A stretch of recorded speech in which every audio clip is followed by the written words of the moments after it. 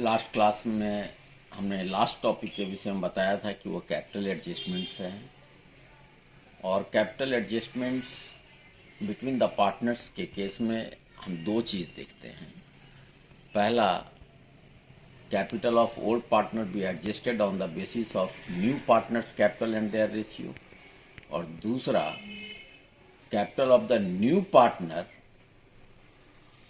will be on the basis of old partners capital and their ratio। यानी कि पुराने partners का capital उतना ही होगा जितना नया पार्टनर अपने हिस्से के लिए कैपिटल लाया है। आइए देखते हैं इसको किस तरह समझा जा सकता है। देखिए, capital of the old partners be adjusted on the basis of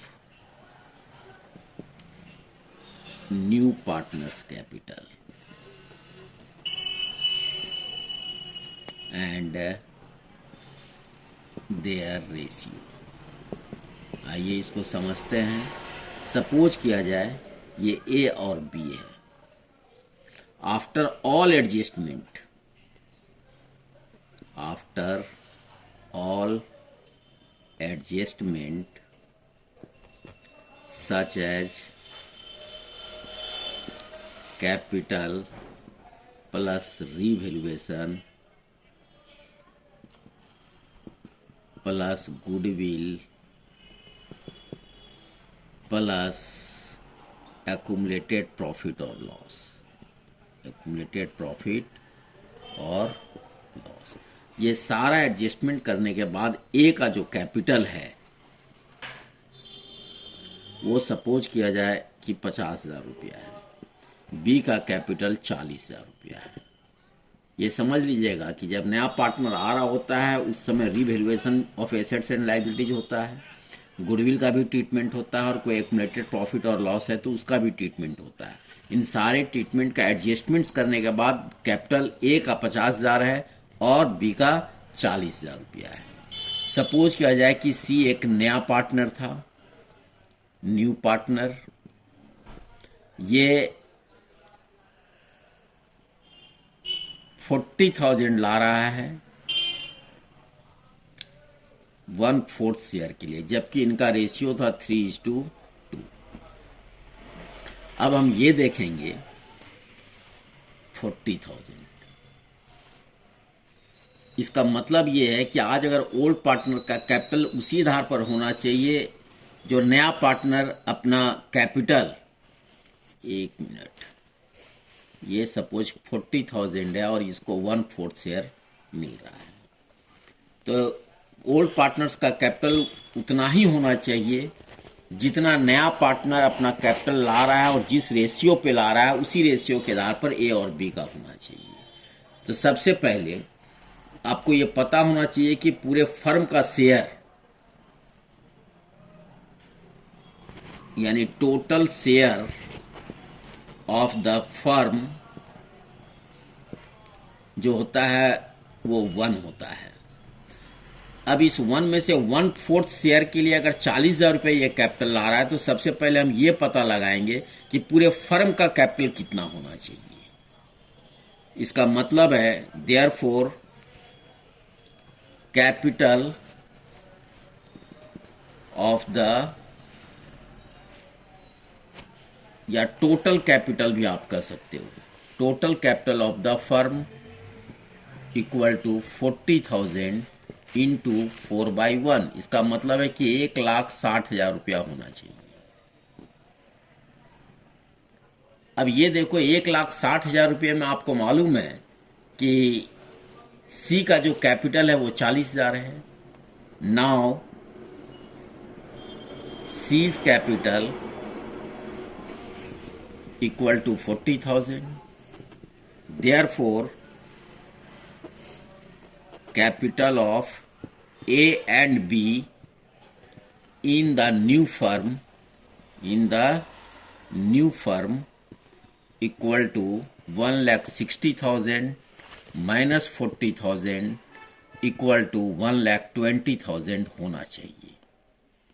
और तब therefore A's capital equal to 1,20,000 into, इनका रेशियो देखिए यहाँ पर 3:2 है। इसका मतलब है कि 3/5। अब 5 से इसको काटोगे आप तो 5 दूना 10, 5 चौका 20, यानी कि इसका कैपिटल जो होना चाहिए वो 24 या 72,000 रुपया इसका होना चाहिए। जबकि बीज कैपिटल जो होना चाहिए, बीज कैपिटल वो आपका 1,20,000 इंटू 2/5 यानी 24 दूनी 48, 48,000 होना चाहिए। अब आप ये देखो कि ए का कैपिटल नया फर्म में 72,000 होना चाहिए, जबकि एक्चुअली है उसका 50,000।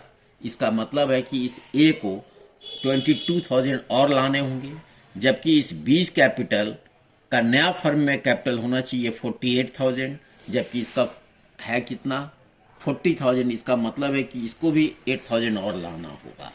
तो इस केस में एक एंट्रीज आप नोट करोगे या समझ लोगे बढ़िया से कि एक्सेस कैपिटल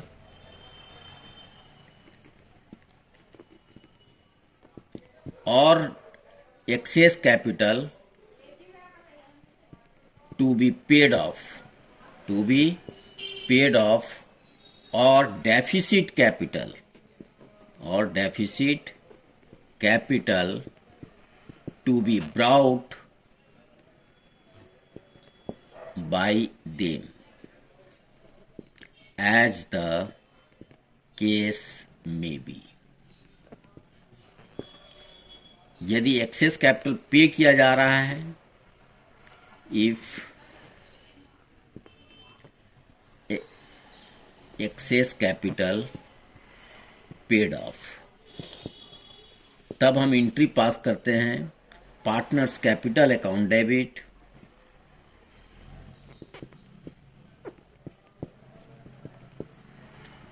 टू कैश और bank account. If deficit capital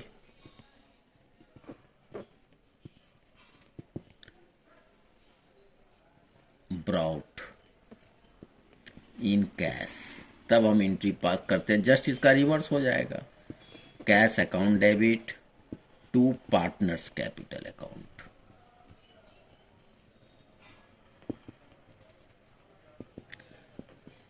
आप यहां पर देख रहे हो कि ए और बी इन दोनों को ही कैपिटल रिफंड मिल रहा है, सॉरी लाना पड़ रहा है। एक को 22,000 और दूसरे को 8,000। तो हम इन दोनों के लिए चाहें तो एक साथ एंट्री कर सकते हैं, और एंट्री जो होना है वो यही एंट्री होना है, क्योंकि इसका कैपिटल कम है, इसलिए हम यहाँ एंट्री पास कर सकते हैं cash account debit to A's capital account to B's capital account. A जो लाएगा वो 22,000, जबकि बी जो लाएगा वो 48,000। इस प्रकार टोटल मिला करके हमारा, सॉरी 22 नहीं, हाँ 22,000 और इसका 8,000 है। इस प्रकार टोटल हमारा 30,000 कैश और आ जाएगा।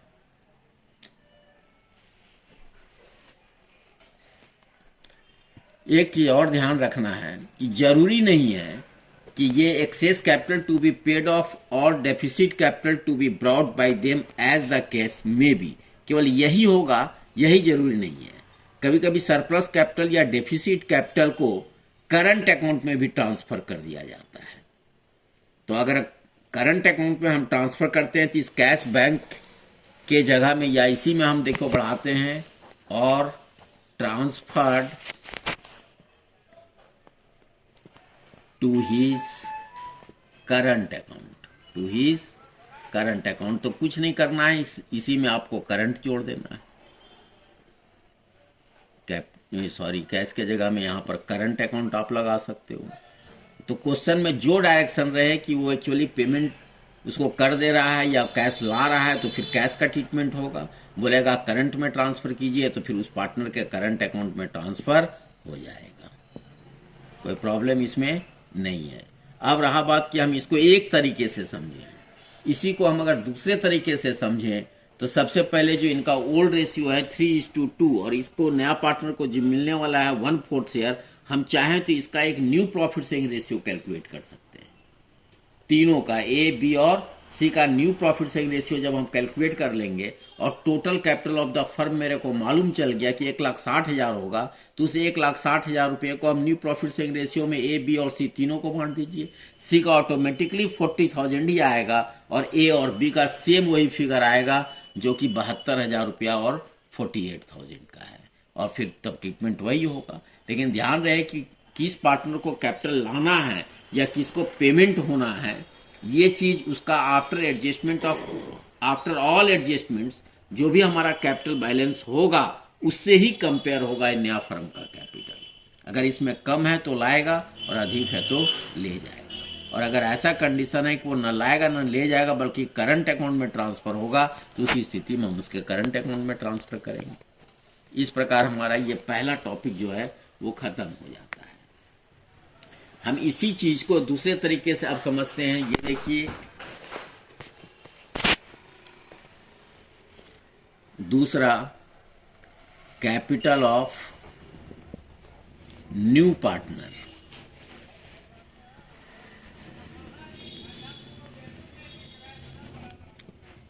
will be on the basis of old partners capital, old partners capital and their ratio। अब आइए हम सपोज किया जाए कि after all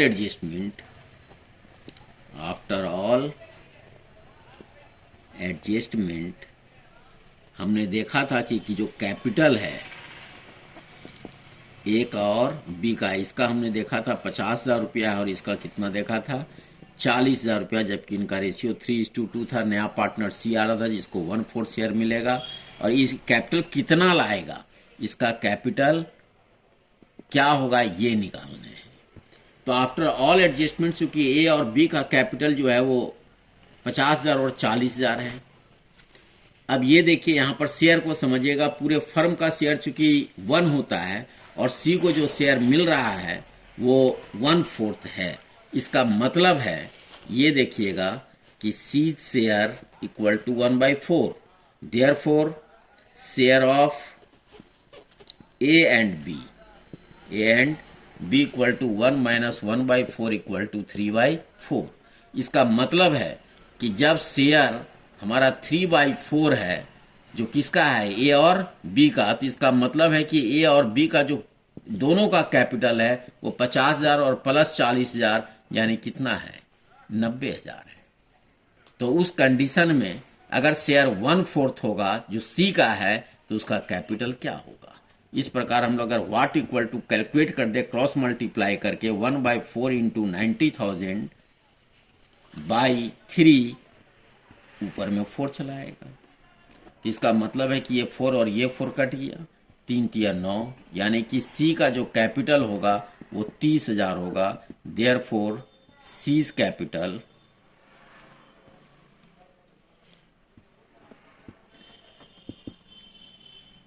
in the new firm